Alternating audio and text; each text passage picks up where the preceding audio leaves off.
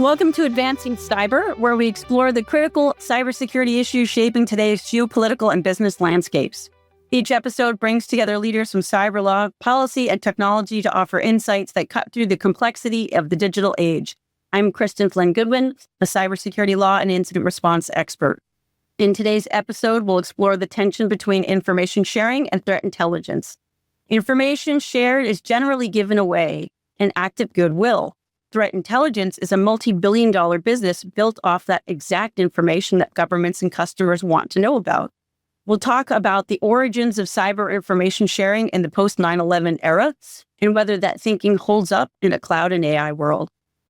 Today, we are joined by Michael Daniel. Michael serves as the president and CEO of the Cyber Threat Alliance, a not-for-profit membership association that enables cyber threat information sharing among cybersecurity organizations.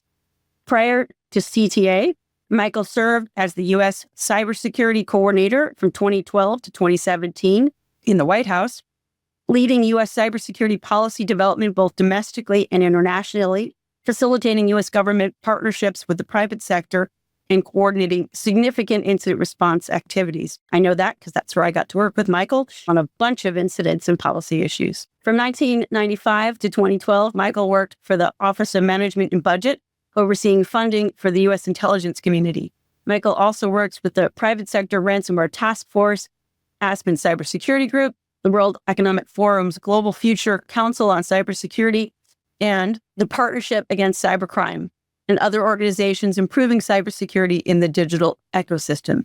In his spare time, which I find absolutely shocking that he enjoys running and martial arts. Our technical expert for today in the other corner is Professor and amazing human being, Sergio Caltagirone. Sergio is a highly respected leader in cybersecurity, renowned for his expertise in threat intelligence and cyber defense. He's the co-creator of the Diamond model of intrusion analysis, which I think is over 10 years old now, which is kind of amazing, a groundbreaking framework used worldwide to understand and combat cyber threat. Over his 2-decade career, Sergio has held key leadership roles in major organizations, including Dragos, where he focused on safeguarding critical infrastructure from industrial cyber attacks, and for Microsoft, where Sergio and I got to work together, which was awesome. In addition to his industry work, Sergio is a professor of cybersecurity at Georgia Tech, where he shares his deep knowledge with the next generation of cyber professionals. He's also a strong advocate for fostering collaboration between the public and private sectors to bolster global cybersecurity efforts. So this is a great group. I'm thrilled to have everybody here. And as always, the comments you hear today may reflect legal opinions, but do not constitute legal advice. I love to start these discussions with a little bit of history. Information sharing began in cyber in the 1990s as defense and intelligence, and groups began to start to decrease stovepipes and start to increase movement of information. And 2001 was a pivotal year for information sharing. If we go way back, Code Red hit in July of 2001, Code Red 2 in August, 9/11 seared in our brains, and then NIMDA in September right after that. And the 9/11 Commission was calling for increased information sharing, breaking down of stovepipes within government. And that was really the beginning for a lot of us of the beginning of this generation of work around information sharing. And, I think about where that came from and how that concept of information sharing really drove us through a generation of change now that we have cloud and the commercialization of threat intelligence and the things that we used to share and trade with. We all knew each other back then. Like literally we all knew everybody. But it's just not like that anymore. So I'd love to hear from both of you guys. 20 years ago, it was about who you knew from a sharing perspective and a circle of trust. Like everything has changed. Has it? Well, I'll jump in on that. I think I'll give a little bit of history of my own. So in about 2005, under the Bush administration, the U.S. government started something called the Comprehensive National Cybersecurity Initiative. Now, it wasn't, in fact, actually quite comprehensive, as it turned out, but for the time, it was actually comprehensive. And it had like 12 different initiatives. And the one that was supposed to be the easiest, the one that was going to be the low-hanging fruit, that was going to be the done first, was Initiative 5, which was connect the centers, right? Connect up all the government cybersecurity centers so they could share information. I could argue for you that of those 18 things, the one thing that is still not done is, in fact, actually connect the centers in some sort of meaningful way. I think some of the projects that they've got ongoing inside the federal government may actually finally get us to the vision that we had like in 2005. But it turns out that the reason that we've talked about information sharing for so long instead of doing it is because it turns out doing it is really hard and to do it at scale. But I mean, I think in many ways, the landscape has changed. It's more complex.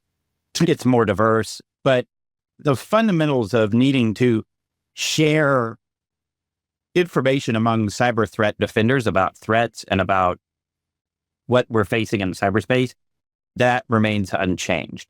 I think there are a lot of complexities to this issue, and I want to get into them because I have lots of opinions about where we've done this well and where we've done it poorly and why.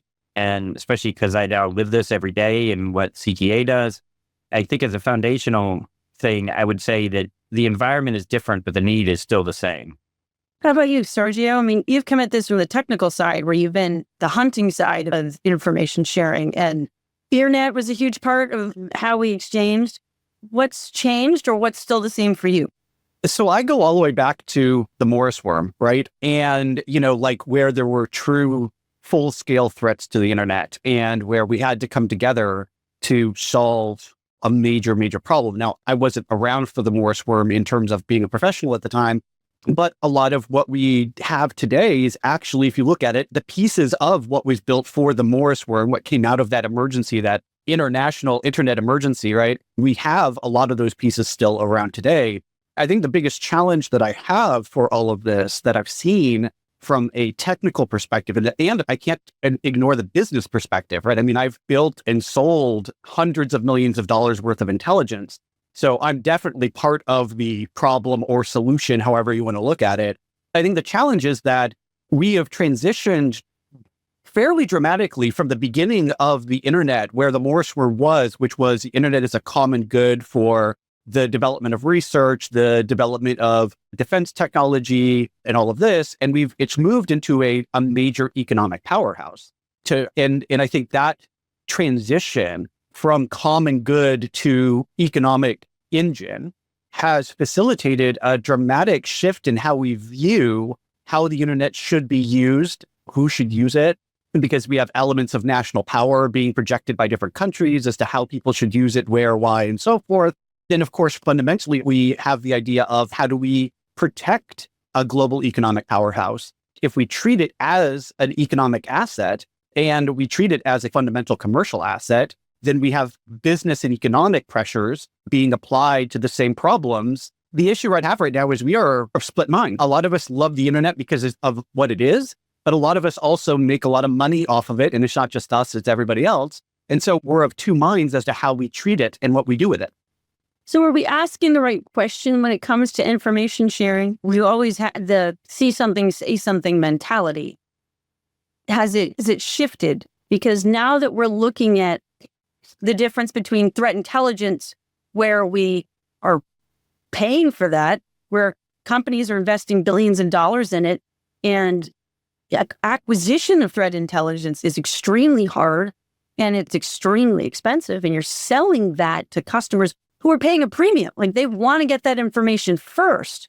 So is the presumption of our culture and in cyber of information sharing, is that still right? Or do we need to be shifting a little bit? What do you think? Well, I mean, if you look at the way that CTA operates, for example, some of it, Cristin, actually gets at what do you mean by threat intelligence? And what do you mean by the information? Because I think there is certainly, so if you just sort of walk into a room of cyber nerds and say information sharing, what they immediately start thinking of is hashes, IP addresses, ports, retexts, right? And I would argue that for 99.5% of the businesses out there, those things are totally useless. They will never be able to, Flo's flower shop will never consume a hash and be able to use it to better protect her flower shop, right? So part of our problem is that we actually lump a whole bunch of stuff under one concept or one term when it's actually really a whole bunch of different things. And then I would actually argue that we still have this idea that like the underlying technical data is where people get their competitive advantage. And that's not true either. If I look at the amount of overlap between the indicators that are shared inside CTA, it's astonishingly low. And what we've determined is it's because everybody is coming at this from different viewpoints, different angles. And so one of the CTA's value propositions is join CTA and share that underlying technical data so that your threat intelligence, the stuff that you actually produce on the basis of that technical data, can be better because it's based on a broader set of technical data that you would otherwise not have access to. And that's fundamentally part of our business proposition. For most companies that are in this business, right, that still makes sense for them to do because their value add, their competitive advantage is really what they do with the intelligence, right? It's our analysis is better, more accurate. We're faster at it. We have better customer service. We're more cuddly, whatever the, business proposition for them is, but it's all based on what they do with the information.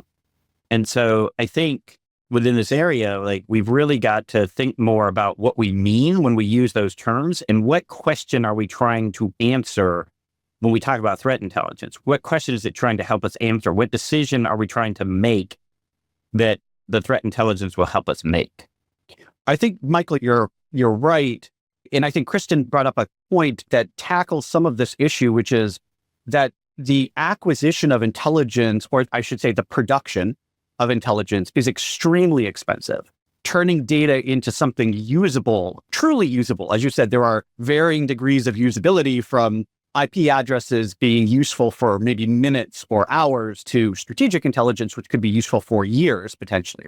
But the production of intelligence is very, very expensive. And I mean, you can look at just the cost of NSA and CIA and DIA and DHS as just examples of the cost of what it takes to run a full-scale intelligence organization.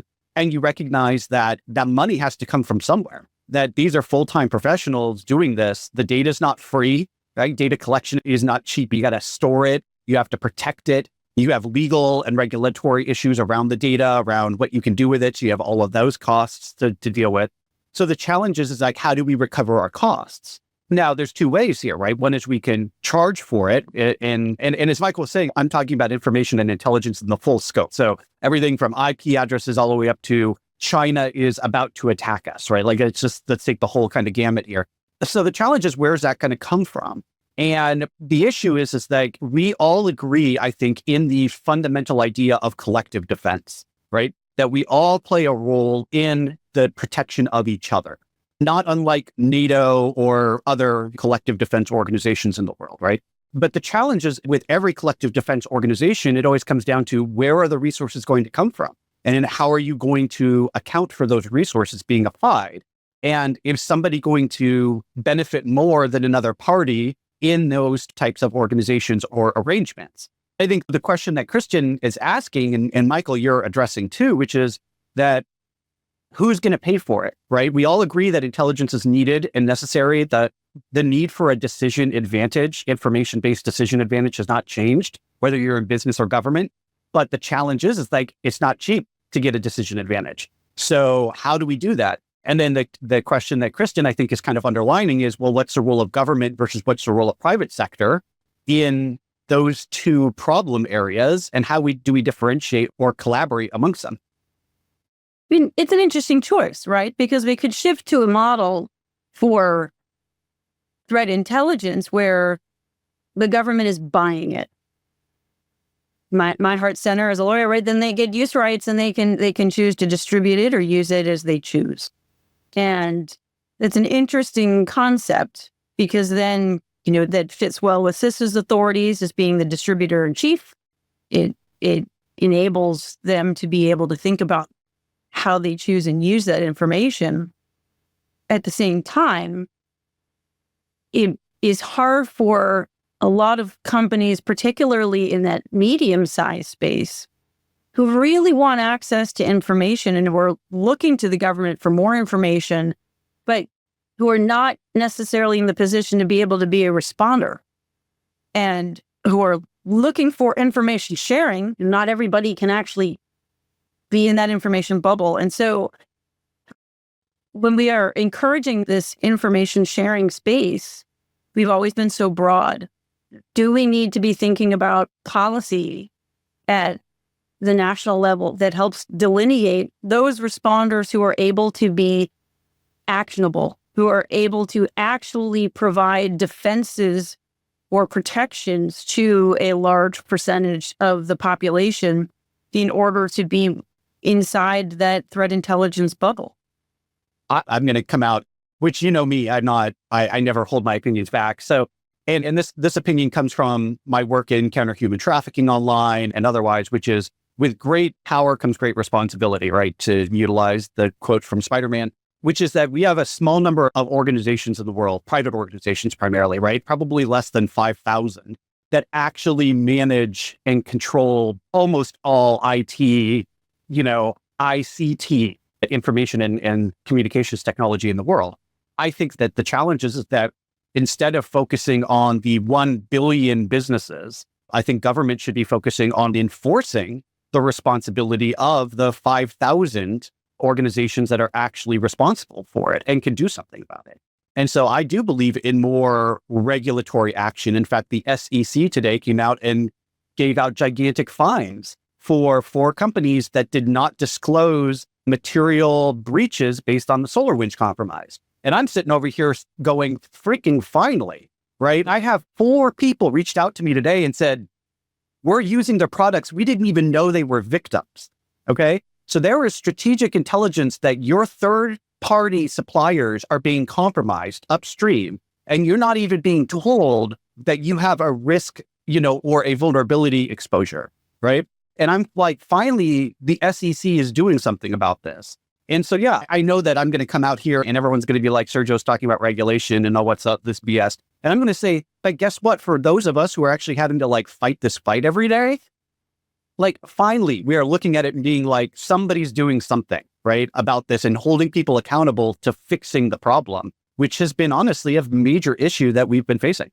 Michael, you've been in the government and you've built a threat intelligence sharing organization from the ground up, both of which are amazing. You've seen the government wrestle with this struggle around prioritization and treating companies the same and having to be fair and equitable. How do you deal with that in a threat intelligence and information sharing environment like this? Yeah, you're right that for the government, that's a big challenge. We expect the government to treat different companies fairly and to not pick favorites. But as Sergio said, the problem with that is, even when you talk about critical infrastructure, I'm sorry, not all 12,000 financial service companies are the same. Some of them are actually, in fact, more important to the national economy than others. That's the nub of the problem for the federal government. I think part of the issue is that we haven't done a good job of saying, wait, look, there's probably a level of alert or information that is sort of the equivalent of a public service announcement that we're going to get out to everybody. Or even maybe it's a little more targeted. It's like, hey, healthcare sector, here's, the latest version of the kind of phishing emails that are going around. Here's the theme that they're using this week. And sure, you push that out to everybody because every doctor's office in the country might get that, right? But we need to have a different kind of relationship and a different kind of sharing relationship with those entities that are up at the higher end, the cybersecurity providers, those that are actually providing the cybersecurity services to others, the ones that are the big platforms, the ones that are the large players, because then you could have a much more sophisticated conversation that says, okay, actually, in addition to that, here's the set of TTPs that actually go with that actor. And if you want to go look and find, if you want to go look on your network, if you have the capability to do that, here's the flow, here's the behavioral flow that you need to go look for, along with some IOCs if they're, low-end criminal groups that are still stupid enough to use those. That is, to my mind, a different kind of relationship that you want to have. And we've just got to figure out how to politically sort of explain that, right? And come to grips with it. Because to me, it's actually not fair in the other direction, because we're trying to put too much burden on entities that will never be able to shoulder that burden. And instead, we've got to realign that security burden in a lot of different ways. We're talking about this one in the information sharing space. No, I like that point, right? And I think that the UK NCSC has done an amazing job with their public service, sort of public communications about cybersecurity threats. They're outstanding and they communicate extremely well. But let's sort of drill down on this, because in an incident or in a real crisis, like SolarWinds is a great example, Sergio. During SolarWinds, Microsoft was a hyper communicator during that incident, a significant number of touch points. That's different. Not every company takes that approach. And, I wonder, like, in a crisis, when everybody wants information, what's the difference or how should we be thinking about the tipping point between what you're sharing privately with defenders that need to be able to act versus what you're sharing publicly with those who need to go and look and be aware? Sergio, I'll start with you. How do you think about that? Yeah. And Cristin, you're great there with that kind of dichotomy of you're going to have different levels of information shared with different people for different reasons. And I want to go back to what you said earlier, which is, and what Michael was saying, is that the cost of consuming information and utilizing it is extremely high. In fact, if you look at the history of intelligence failures, right, which I know Michael is also very, very familiar with, and you look at 9/11 and you look all the way to Pearl Harbor, and heck, you go all the way back to the 1800s, and maybe even a little earlier when it comes to intelligence studies, you'll recognize that in almost every case, the information about what they wanted to know was already there. It wasn't a data collection problem, right? It was understanding the data and then doing something with it in a timely manner that fundamentally changed history. The history of intelligence teaches us that it's the usage of intelligence that's fundamentally the deciding factor, not the collection of intelligence that actually changes things. And so because of that, you are always going to have people who can use different information in different ways. And the other side is, like I said earlier, it's really costly and expensive to produce information. So the more people you have to share different levels of information with, the more expensive it gets. A good example is the US government, right? We share information and intelligence with lots of different people all around the world constantly, not only people inside of our own executive branch, but at the state level, the local level, international partners, military partners, diplomatic partners, and economic partners, and so forth, right? And of course, the number of people you have to share with just drives the cost of doing that up dramatically. So the fact is, we have a limited number of resources. So we can't treat the information sharing problem as some sort of like, oh, well, if we could just do it all. I think one of the reasons the UK, and I have a very, very close and long-term intelligence relationship with the United Kingdom, one of the beautiful things that they had very beginning was they had a limited set of resources and they recognized it. And they said, we can only do this much. What are we going to do with it? And they had to make hard choices. And I think the challenge in the US is we are not making the hard choices. We're still trying to eat the whole elephant. And I think that's killing us. When I look at your question or think about your question, Cristin, we have other models. If you think about how even a criminal investigation sort of proceeds, the police don't share everything with everybody. You can have a public bolo, right? Be on the lookout for, the green Impala with the, black flag sticker on it or whatever. You could have that kind of information sharing, but then the details of it are kept in different circles. I think our problem, to Sergio's point, part of our other problem is we're just awash in data too. Yeah. Actually making sense of all of this is as much of a problem as it is even more so really than collecting it. I mean, CTA shares 450,000 indicators a day, which is, yes, it's not at the Microsoft or Google level, but that's still a pretty hefty amount of information that we're moving every single day. And what Sergio said, like what we find is actually for our members, interestingly enough, most of them don't realize this when they join CTA, but it turns out that it's actually much harder for them to figure out how to consume the CTA data than it is to actually send data to us. Just from an architecture, sort of engineering, like how do we do this? What do we do with it?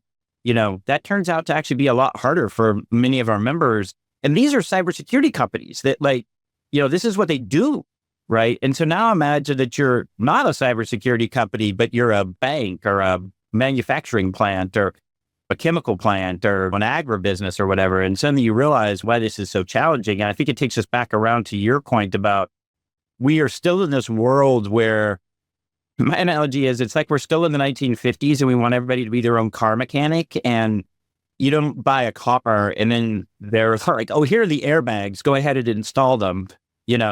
Set up the anti-lock brake system yourself. We don't do it that way. So I think in almost any other industry you can pick, we don't do it that way. And so that's part of the maturation of this space that we're going through. And I think it comes down to, Michael, that when you look at organizational theory, one of the challenges you have to have is that there's a distinction between control and responsibility, right? Who has responsibility for something versus who has control of it? And let's just take the US as an example, right? The US, I would say the US government does have a responsibility in the protection of national economic assets like the quote unquote internet, right? I think everyone kind of agrees that there's a big responsibility in that. And yet they have almost very close to zero control over the asset that they are responsible for. So the challenge is like, how do you cross that organizational gap, right? Between I have responsibility for something, which can include regulation, but it doesn't include control. And then how does the information have to flow between the private and public sector because what you're trying to do is fundamentally solve that organizational problem. And so how do we make that happen? And the answer is, I don't know, but it is a fundamental flaw in how the system is set up. And that's something we're trying to overcome. I reflect on this from even, looking at it from, again, organizational theory, sort of government public policy theory. One of our challenges is that we don't even have the right vocabulary for the, we use the term public-private partnership, but that means whatever the hell you want it to mean, right? Typically, the government interacts with the private sector in a few ways, one of which is it's a regulator, right? It sets the rules of the game. It's an enforcer, right? It enforces the rules of the game, or it's a purchaser, right? It goes out and it buys goods and services. But what we're talking about here is none of those because it's a relationship that's different. Now, it can be a purchaser, right? Cristin, to your point, the government can buy threat intelligence, right? It can be a purchaser of that. It could also serve as a regulator, but at the same time, at the end of the day, like there's this relationship that we want the government to have with entities in the private sector that's not like a lot of other relationships that the government has. And so as a result, we don't even have the right vocabulary to talk about what this kind of relationship would be.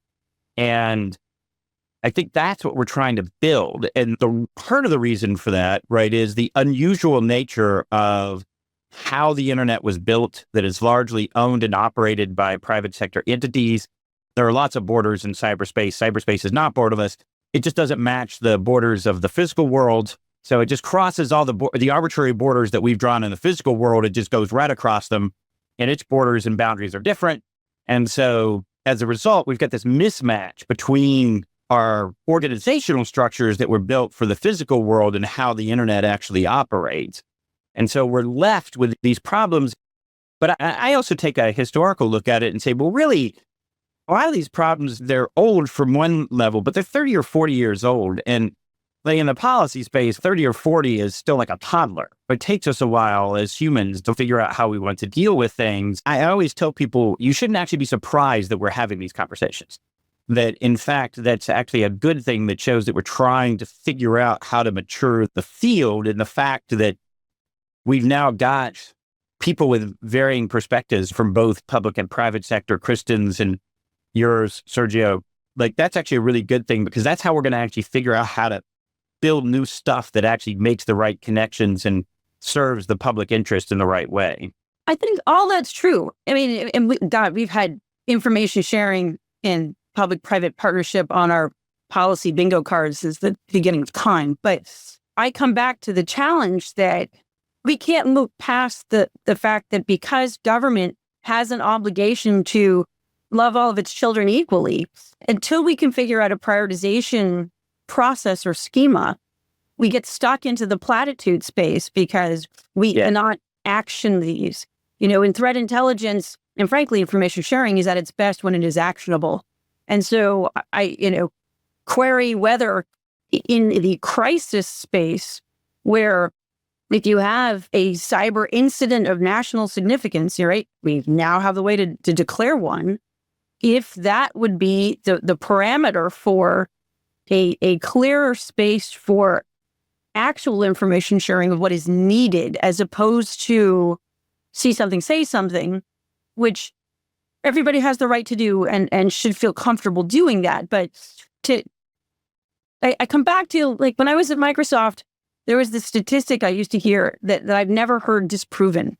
99% of the time when a computer is compromised, the patch was available, but it wasn't installed. What really hammers the home to me is that we're talking about the 1% of attacks where it's a unique or novel TTP or something that we've never seen before, where we have to go deploy engineering time and resources to go figure out how did Colonel Mustard get into the library with the candlestick and go remediate. And that requires significant engineering and corporate resources and effort and government resources effort to go fix. That's a big deal. I want to go prioritize that for the sake of national response and significance so that we're not distracted by all of these other things. And it's so hard to get to that point. Am I tilting at windmills here, Michael, from a government policy and prioritization perspective?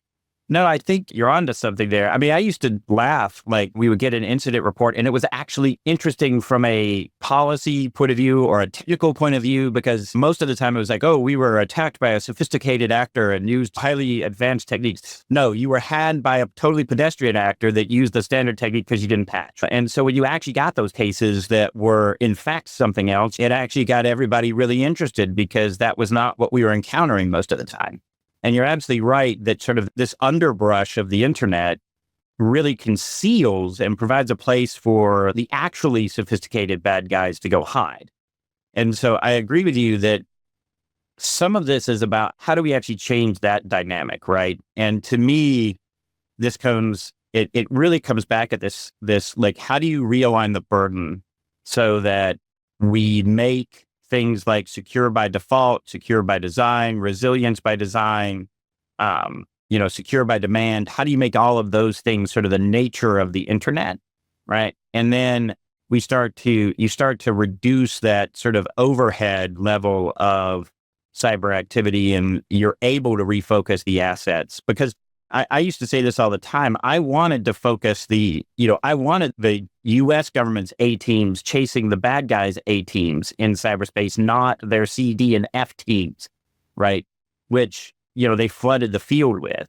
And I think we can do it. I think, we started down this path of starting to really do the analysis of, what are those entities within the private sector that hold those critical spaces, whether that's in a certain critical infrastructure sector or because they play a role in the internet or because they are a third-party supplier.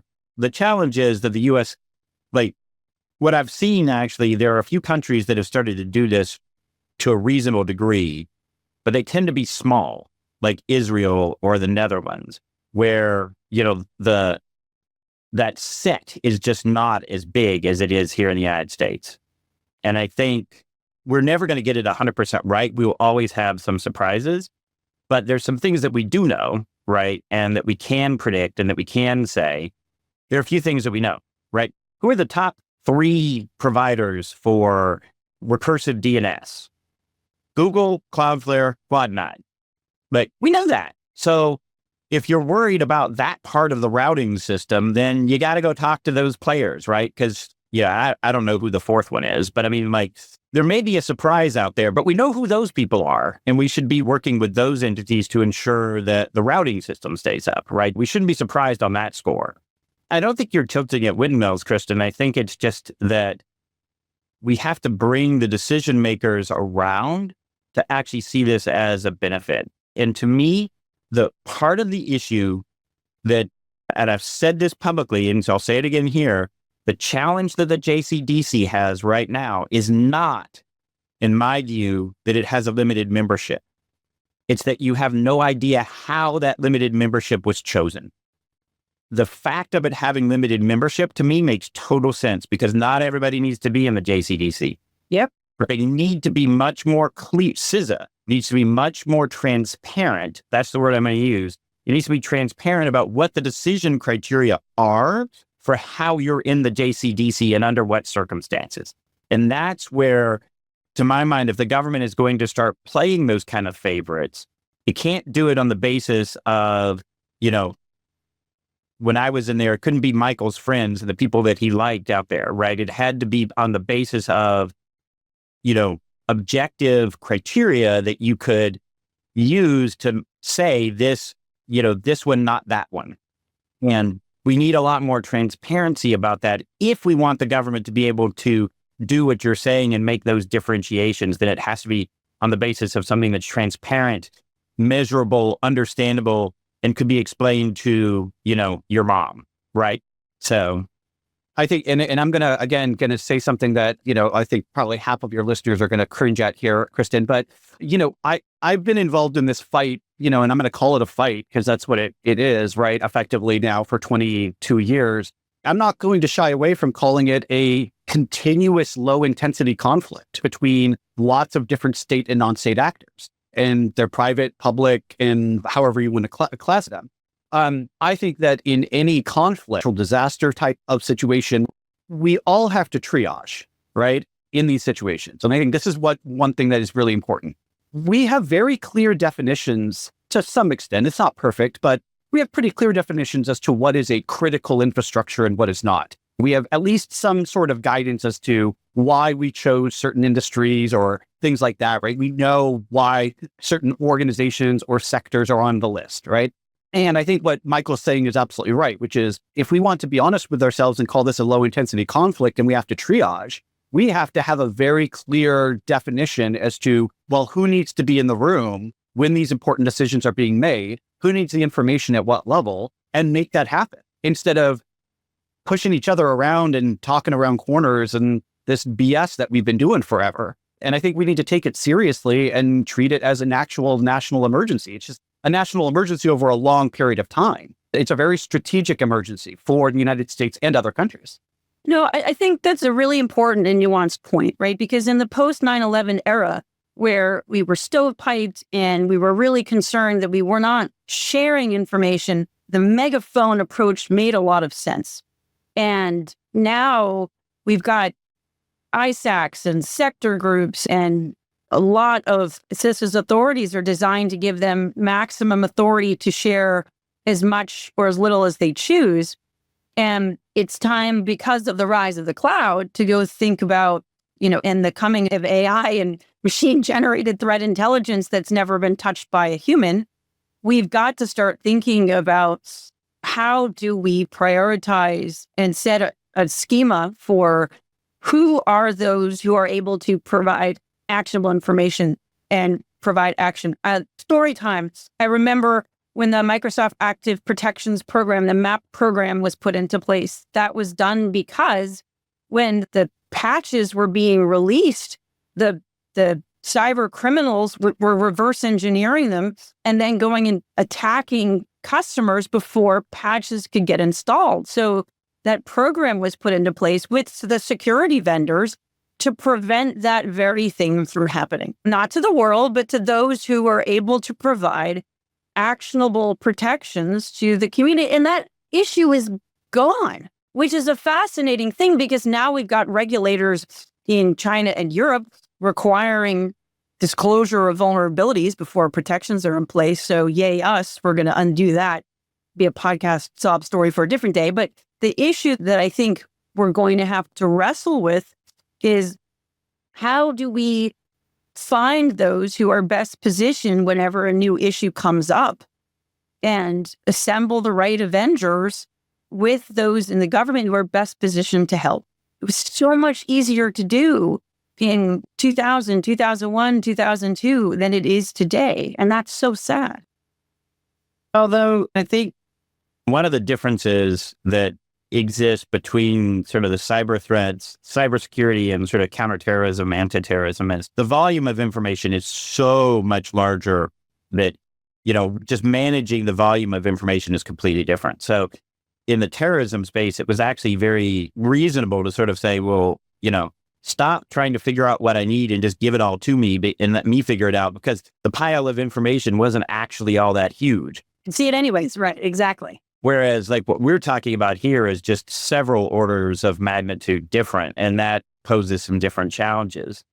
The truth is that actually, Sergio, I had an even smaller number in my head. That I think if you actually looked at it sort of from a U.S. Western, sort of the U.S. and our friends, you probably could come up with a list of under 1,000 entities that really actually play a significant role across the ecosystem that actually could make a difference in the global ecosystem. And to me, what we need to look at is the same way that the internet operates with nodes of nodes, we need to be doing the same thing here, which is the U.S. government is not going to be able to have a one-to-one relationship with every single entity. It just can't. So it needs to make use of those nodes. Cristin, you mentioned the ISACs, right? Like the U.S. government needs to be making better use of, I'm going to work with the ISACs, and then the ISACs are going to work with the sectors, right? I'm going to work with the ISACs and the top 2 or 3, 5 players in that sector, and the ISAC's going to handle the 45,000 other small businesses that are out there. And the scale thing is just, I remember we did a joint exercise with the UK government, the US government, the US financial sector, and the UK financial sector when I was in the White House. And I remember realizing midway through the exercise that my counterpart in the UK had all of the UK financial sector in the room with him.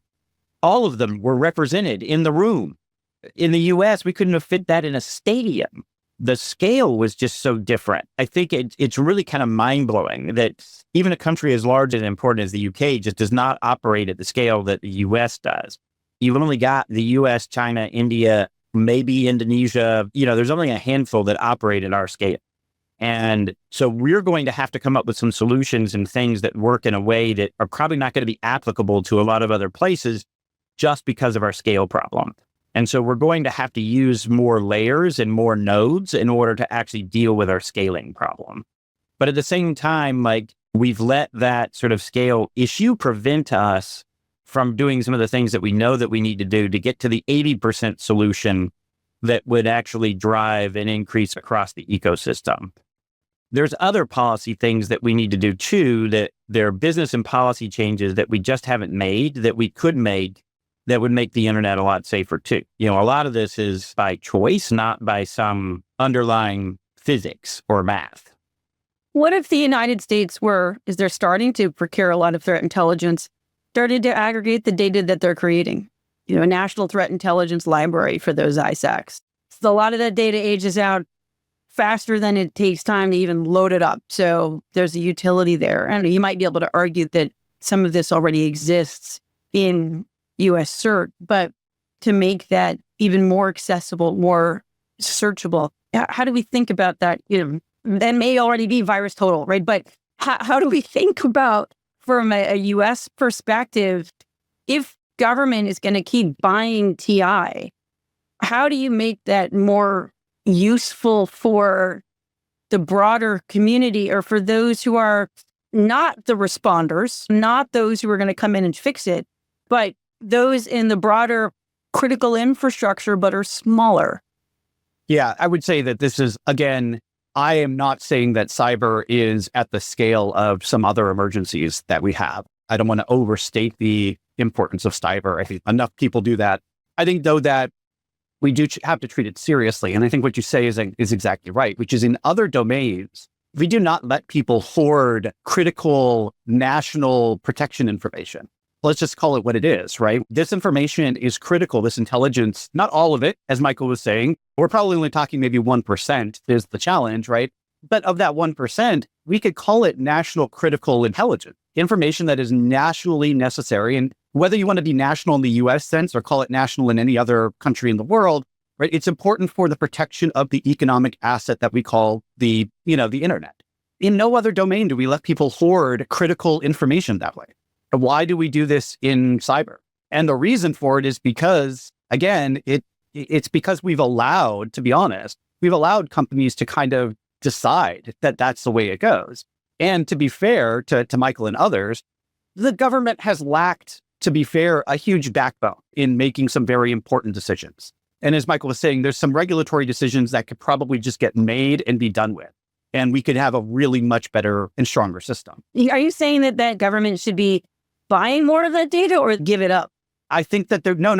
I don't think we should force companies to give it up. I think it should be in the United States under the Constitution. We don't allow the government to take property, right, without fair recompense, right? So we should follow that political philosophy and say, no, the U.S. government is going to buy it for a fair price, and we're going to use it for national importance, national purposes. But we can use it in a lot of different ways. So I think we should follow our fundamental principles, but the government should be buying it and utilizing it in a broader sense. So if you are given the pen to go write an executive order on threat intelligence and information sharing for the next administration, what are 2 or 3 things that you think it needs to have? It needs to have the government really articulate some of the use cases for what kinds of intelligence are we actually talking about? Are we talking about tactical intelligence that's actually used to, do I block this packet or not? To more operational intelligence, like here's how we're going to help you prioritize which patches to install. To the more strategic level intelligence of like, you do know that the Chinese have decided that they're going to steal all of the intellectual property in this particular industry vertical, so you're a target. And those are very different things, right? And have different shelf lives, as Sergio was talking about. And so we need to really be much more crisp in our framework for how we think about threat intelligence, how we break it out, and then who needs to get that for what decision purposes. You got to start there. Then you work back to like, okay, now how am I going to go operationalize that? And how are we going to do that? And so that's the first place I would start. The second thing I would do is I would have the government be very clear and reiterate multiple times how information that the government takes in, how it can be used. So for example, if you've ever dealt with the statistical agencies, you know that they are very, very careful about how they share information out of the statistical agencies because they have a legal obligation to protect the information that they collect, right? Census cannot share the information that they collect with law enforcement, period. They just can't. And so the government needs to be much more clear about what the rules of the road are about when we take this information in, here is exactly what we can do with it. And here are the types of ways that we can share it. And here's the exceptions, right? You send us stuff that's got child sexual abuse in it. Guess what? We're going to go do something about that. But you just share something that's, juicy salary negotiations. Like, no, that's like, we're not going to do anything with that. Be very clear about what those handling rules are, the privacy rules are, how the government's going to protect it. Those are the 2 things that I would start with in order to actually get the U.S. government sort of situated correctly to actually deal with this issue more competently. Love it. Secretary Sergio. Oh, wow. Please don't. I don't want that role. So I've seen this. I know some secretaries like Michael does, and I'm like, I don't want anything to do with that. So there's 2 things. And I think that one thing is that I do believe that there should be a national and even potentially international marketplace for intelligence that kind of exists in the traditional intelligence communities. We do have kind of not exactly marketplaces, but we have central kind of sharing hubs, and they get, things get disseminated to the right partners at the right time, at the right levels. And so I think we need that. I think that if we're going to treat this as national critical infrastructure, we need to treat it as such, which is that we should have a national and potentially even international intelligence marketplace. And there should be definitions of exactly what Michael said of what is national critical intelligence. What is information that can be brought to this marketplace and purchased by the government at a fair market price that and then there's some regulation that says, if you have this information, you need to share it. You don't have a choice. You have to sell it, but we are going to pay you for it. I think that's important. I think we cannot have a national critical infrastructure without having some sort of control and organizational function around it. I think the second thing I would do would be I would strengthen the SEC, because almost every organization that does a lot of this work is a public company. I think that we need to strengthen the SEC to make sure that companies are protecting each other. That when somebody gets compromised by SolarWinds, the customers of that company know that there is some sort of duty to protect each other, and that the government can provide some sort of enforcement mechanism to make sure that there's a fair market play happening at that level. So the government could do something, a power at the very top, but then can use its enforcement and regulatory power to make sure that the market protects itself. And I think with those two levels, I think you would see a pretty dramatic approach to tackling the 80% problem, which is what Michael was saying. Cool. All right. I've got three things. First, I would sit, just because this is a bug that I got, I would really encourage Congress to modify CIS's authorities to allow industry to retain originator control over the information that it shares, so that when you're providing information through CIS or to any government agency, that the rights that you provide don't get stripped away, so that if it is encumbered, that those encumbrances stay, and that the controller of the information retains that, and then can have a conversation with the agencies that need to have it, so that they are a part of that dialogue as that information progresses. Second, I would like to see the U.S. government set priorities for who it works with based on essential national functions. As we talked about, I think that's a really important thing, and it's tied up in U.S. law, and that's going to have to get fixed. And then third, I'd like to see a baseline for security that critical infrastructures have to meet.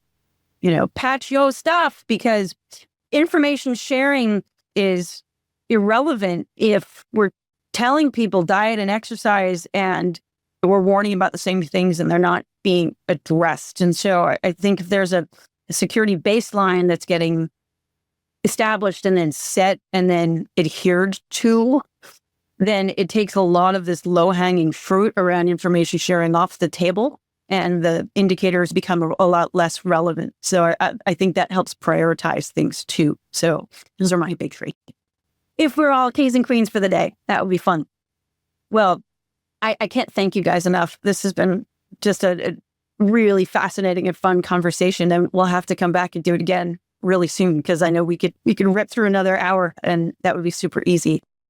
I want to thank everyone for listening to Advancing Cyber. We hope you enjoyed the discussion as much as I have, and that we've advanced cyber along the way.